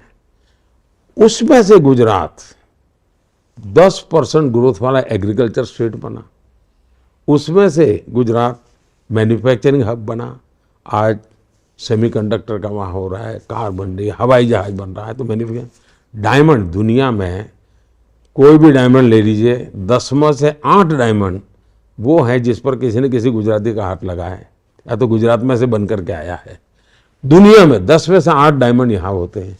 तो ये कारण से वहाँ प्रॉस्पेरिटी आई है, और रोजी रोटी, यानी एक प्रकार से वाटर स्कैरसिटी से आज सफिशिएंट वाटर वाला राज्य बना है, वाटर टेबल ऊपर आए हैं, और ये लोगों की मेहनत से हुआ है, सरकार की मेहनत से। तो ये निरंतर काम को लोग देखते हैं। और दूसरा, गुजरात में अगर आप अवेलेबल हैं, मैं तो चाहता हूँ कोई देखे, शायद 1917 से रिकॉर्ड अवेलेबल है, शायद 1917 से 10 साल में 7 साल बड़े कम्युनल वायलेंस होते थे गुजरात में, 1917 से। ये पहला 25 साल का कालखंड आया है जहां एक भी कम्युनल वायलेंस नहीं हुआ है। आखिरी कम्युनल वायलेंस हुआ 2001 में, 2002 में आखिरी, उसके बाद कम्युनल वायलेंस नहीं हुआ। तो ये जो शांति और सुरक्षा का वातावरण बना है, उसके कारण हर किसी को लगता है यार गुजरात एक अच्छा डेवलप होने वाला। और जब आप काम करते हैं तो लोग आशीर्वाद भी देते हैं। कोई स्कैम नहीं, इतने लंबे समय के बाद भी कोई स्कैम की चर्चा नहीं है, कोई आरोप नहीं है। तो ये सारे चीज़ है जिसके कारण गुजरात के चुनाव नहीं जीते हैं, गुजरात का दिल जीता है। और गुजरात का दिल जीता है, उसने एक बहुत बड़ी ताकत दी है जी। सर, ये दिल जीतने के बाद आप चूँकि लगातार गुजरात मॉडल भी आपका फेमस रहा है, अपने विकास के जितने भी प्रयोग आपके गुजरात से, फिर आज भी आप बता रहे थे कि केंद्र में कर रहे हैं। जिम्मेदारी का भाव, प्रेशर का भाव एक कितना आता है, खासतौर पे गुजरात को लेकर जब आप देखते हैं तो? एक तो मैं बहुत ही डिटैच व्यक्ति हूँ जी। मैं इवन संगठन के काम में भी जब गुजरात के बाहर था तो मैं गुजरात की कामों में बिल्कुल अपने आप को दूर रखता था। सरकार बनने के बाद भी, प्रधानमंत्री बनने के बाद मैंने किसी मुख्यमंत्री को एक बार भी फ़ोन नहीं किया। पर सर, आप जो विकास के काम में उन पे पहली बात तो मैं, क्योंकि अब मैं, मेरा स्वभाव है कि जैसे अभी मैं आपके साथ बैठा हूँ तो मैं यहीं पर हूँ, न मैं प्रधानमंत्री हूँ न कुछ हूँ। मैं पत्रकारों के साथ बैठ कर के देश के एक राजनीतिक नेता के नाते मैं जवाब दे रहा हूँ, तो मैं यहीं हूँ। मेरी सरकार वगैरह सब मैं यहाँ से बाहर निकलूँगा शुरू होगी, तब तक मैं यहीं हूँ। तो मैं आपके साथ हूँ, फोकस हूँ। तो मैं यहाँ आकर मैं पूरी तरह देश के काम में डूब चुका हूँ, पूरी तरह डूब चुका हूँ। और इसलिए, और मुझे भरोसा है कि गुजरात में जो भी टीम बनी है उस पर मुझे इतना भरोसा है। मैं जब काम करता था तब भी वो मेरे साथ काम करते थे, वो मुझसे भी अच्छा करेंगे मेरा विश्वास है। और किया, मुझसे ज़्यादा सीटें जीत करके आए वो लोग, तो क्रेडिट जाती है। और मैंने तो चुनाव में कहा था कि भूपेंद्र की सफलता के लिए नरेंद्र ही आज यहाँ आया है। पर एक प्रधानमंत्री के तौर पे और एक राजनेता के तौर पे, क्योंकि आप देश का नेतृत्व कर रहे हैं, अब गुजरात को देखते हैं भूपेंद्र भाई के नेतृत्व में 156 आना, वो अनुभूति अलग रही होगी। देखिए, गुजरात में इतने दिनों जो काम किया हुआ है, स्वाभाविक है जो नेक्स्ट 25 ईयर का कालखंड है वो गुजरात के लिए उत्तम कालखंड है। और गुजरात, मुझे लगता है कि ये मौका जाने नहीं देगा। कोई बड़ा व्यापारी लोग हैं, बड़ा हिसाब किताब देखने वाले लोग हैं, तो गलती करते नहीं है, वो बराबर जांच पड़ताल करके आगे बढ़ते हैं। तो वो समझेंगे कि भाई अब ये गुजरात का समय आया है, और वो उस प्रकार से गुजरात को आगे बढ़ाएंगे, ऐसा मेरा पूरा विश्वास है। सर, गुजरात की एक और बात ये पूछना चाह रहा था, गुजरात में बीजेपी तो आपने बता दिया कि आपके हिसाब से बढ़िया कर रही है, ये कांग्रेस को क्यों इतना वैक्यूम का सामना करना पड़ा? हम देख रहे हैं जितने भी बड़े नेता कांग्रेस के एक ज़माने में, आपके दौर में भी जो बड़े बड़े नेता थे कांग्रेस के, वो अब सब कांग्रेस छोड़ के जा रहे हैं। क्या कारण लग रहा है आपको? मैं देखता था, जब मैं गुजरात में सीएम था तो हाउस में उनके ऑपोजिशन में भी इतनी दरारें थी जी। बहुत छोटा दल था उनका, लेकिन ढेर सारे गुट बने हुए थे। तो कभी मेरी उनके खुल कर के बात भी होती थी, और मैं कहता था, मैंने कहा देखो भाई, मैं चाहूँगा कि अच्छा विपक्ष के रूप में आप लोग परफॉर्म करो।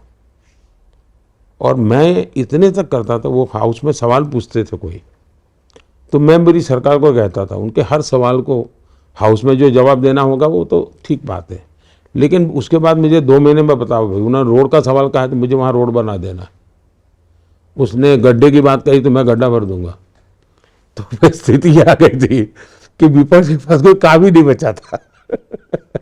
तो दूसरा वो मौजी हो गए थे जी, दिल्ली को खुश रखना, उसी में वो लग गए थे। दिल्ली से उनको कोई सूचना आएगी तो करेंगे, ये भी उनका भाव बन गया था, और उसके कारण मुझे लगता था कि वो नहीं कर पा रहे थे जी। तो सर आपकी पार्टी, चूँकि गुजरात का बीजेपी कार्यकर्ता आपसे काफ़ी जुड़ाव महसूस करता है, हर जगह आपका ही चेहरा होता है, अभी एक उनके अंदर ये चिंता भी रही है कि यही मौजी लोग, गुट वाले लोग जो हैं, अब जब बीजेपी ज्वाइन कर रहे हैं तो इनको संभालना अपने आप में एक चुनौती, इनको बदलना एक चुनौती होगी। ऐसा नहीं होता है जी, ऐसा नहीं होता है जी। एक तो जो पारिवारिक पार्टियां होती हैं और एक डेमोक्रेटिक पार्टी होती है, दोनों में बहुत बड़ा अंतर होता है जी। जो फैमिली रन पार्टियां होती हैं, of the family, by the family, for the family, उसमें बाहर के लोगों के लिए कोई स्कोप नहीं होता है। अगर हम समाज में से लोग, अगर किसी का वैज्ञानिक का बैकग्राउंड है, वो बीजेपी में आना चाहे तो हम लेंगे। किसी का सोशल वर्क का बैकग्राउंड है, किसी का राजनीतिक बैकग्राउंड हो सकता है। आखिरकार मैं तो मेरी पार्टी का विस्तार चाहता हूँ। मेरी जो सेंट्रल आइडिया है, मेरा जो सेंट्रल कोर एक्टिविटी है, उससे अगर कोई जुड़ता है तो पार्टी को तो विस्तार करना ही चाहिए, पार्टी को विकास करना ही चाहिए। दूसरा, हमारी पार्टी में जो लोग हैं, अगर हम नया विचार, नए प्रभाव को आने नहीं देंगे तो हमारे मन में भी गंध फैल जाएगी जी। तो मैं तो हर बार भीतर भी चुनौती पैदा करता हूँ, हर बार चुनौती रहेगी भाई। हम ऐसे एक एसी कमरे में बैठ करके मौत से अब मौला है चलो 5 साल निकाल दे, नहीं चलेगा जी। हर पल मैदान में रहना होगा। और मैं तो चाहता हूँ कि भाई जो भी दल को, लोगों को लगता है कि भारतीय जनता पार्टी देश का भला कर सकती, हर एक का स्वागत है जी। इसलिए नहीं कि हम बहुत बड़े हो गए तो क्या हुआ जी, नहीं। मुझे हर एक के बाद कुछ न कुछ देने को होता है जी, कितना ही बुरा आदमी क्यों ना हो, उसके बाद भी कुछ तो अच्छा होता है देने के लिए। मुझे जो अच्छा है वो लेना है, और मैं तो अच्छे को इकट्ठा करने की कोशिश कर रहा हूँ। पूरा का पूरा अच्छा तो मुझे ढूंढने में हो सकता है मुश्किल हो जाए, लेकिन जो मिले उसमें से जो अच्छा होगा उसको निकालने की मैं कोशिश करूँगा। सर लास्ट में मेरा एक विनती है सर, मैंने कोविड टाइम पे हम एक प्रोग्राम कर रहा था, सहायवाणी, और सहायवाणी में बहुत लोग आते थे मदद पूछ के। एक दिन एक 82 इयर्स ओल्ड एक मैन आया था, उन्होंने खड़ा था, मैंने पूछा बोलिए आपको क्या मदद चाहिए। तब उन्होंने बोला सर जी मैं मदद पूछने के लिए नहीं आया है, मैंने मदद करने के लिए आया है। अच्छा क्या करना चाहता है? मैं मदद मोदी जी को करना चाहता है। मैंने हैरान हो गया, भाई साहब आप क्या बात कर रहा है? तब उन्होंने उनको पॉकेट से 500 रुपीज़ एंड 10 रुपीज़ निकाला सर, उन्होंने दिया। देखिए भाई साहब, देश बहुत संकट में है, चीन का युद्ध शुरू होने वाला है, हम देश को हम सुदृढ़ करना चाहिए, इसलिए ये मेरा तोहफा है, मोदी जी को आप पहुंचाना है। एंड उन्होंने बोला एक संदेश है ये पूरा युवा लोग जो है ना वो सुनना चाहिए एंड सब लोग मदद करना चाहिए। एंड हर महीने मैंने 500 रुपीज़ दूंगा, आप पहुंचाना चाहिए मोदी जी को। मैं भी नहीं सोचा था आपके सामने मैं आ जाऊंगा बोल के, आज आया। लेकिन दुर्भाग्य का बात यह है, उन्होंने नेक्स्ट महीने उन्होंने हार्ट अटैक से उनका देहांत हो गया। मैंने उनका पैसा लाया है, ये 500 रुपीज़ एड्रेस है उनका, एंड ये बहुत बड़ा तोहफा है, 500 रुपीज़ एंड 10 रुपीज़। मैं इसको पीएम केयर में डालूंगा, ये बहुत बड़ी बात है, बहुत बड़ी बात है। नेता के ऊपर विश्वास है। मैं बताता हूँ, अब एक फौजी घर आया तो उसको जितना पैसा मिला था उसने गांव में सब टॉयलेट बना दिए। मैंने मन की बात में उसका उल्लेख किया था। ये नहीं, देश में था गजब है। चलिए मैं उनको मेरा प्रणाम उनकी आत्मा को, क्योंकि ये आशीर्वाद है। प्रधानमंत्री जी, आपने इतने व्यस्त कार्यक्रम में, आज भी आपकी 3-4 कार्यक्रम हैं, रैलीज हैं, रोड शोज हैं, हमारे लिए समय निकाला TV9 नेटवर्क के लिए, आपका बहुत बहुत आभार सर। मैं सबसे पहले तो TV9 के पूरी टीम को मैं बधाई देता हूँ। बधाई इसलिए कि मैं जानता हूँ कि आपका नेटवर्क बहुत बड़ा है, आपका दर्शक संख्या भी बहुत बड़ी है, ये भी मुझे पता है, आपका डिजिटल प्लेटफॉर्म भी बहुत बड़ा है, यानी आप बहुत, और मैं जब विदेश जाता हूँ तो मुझे रेफरेंस कहीं चाहिए तो मैं कभी इमीडिएट कहीं जाना है तो मैं आपके डिजिटल प्लेटफॉर्म पे जाता हूँ, तो मैं देखता था कि आपके पास करंट इन्फॉर्मेशन रहती है, तो मैं कभी उसका उपयोग करता हूँ। लेकिन अभी तक मेरे देश में से किसी कोने से मैलिफाइड इंटेंशन से आपके यहाँ से कुछ हुआ हो, वैसी एक भी जानकारी मुझे कभी शिकायत नहीं मिली है। मुझे कभी, मेरे और मेरी टीम को, TV9 को कभी फ़ोन करके ये नहीं कहना पड़ा भाई ये देश का नुकसान हो जाएगा, आप क्यों करते हो। मैंने, हाँ, बीजेपी का नुकसान हुआ था, बहुत कुछ किया होगा आपने, और उसमें मेरी कोई शिकायत नहीं है, लेकिन देश का नुकसान हो ऐसा आपने कभी किया हो, ऐसा मैंने कभी, मेरे पास रिपोर्ट नहीं आई। और ऐसा मीडिया देश के लिए बहुत ज़रूरी है जी, बहुत ज़रूरी है। तो मैं तो आपकी टीम को और सबको बधाई दूंगा जी, बहुत बधाई दूंगा। धन्यवाद सर।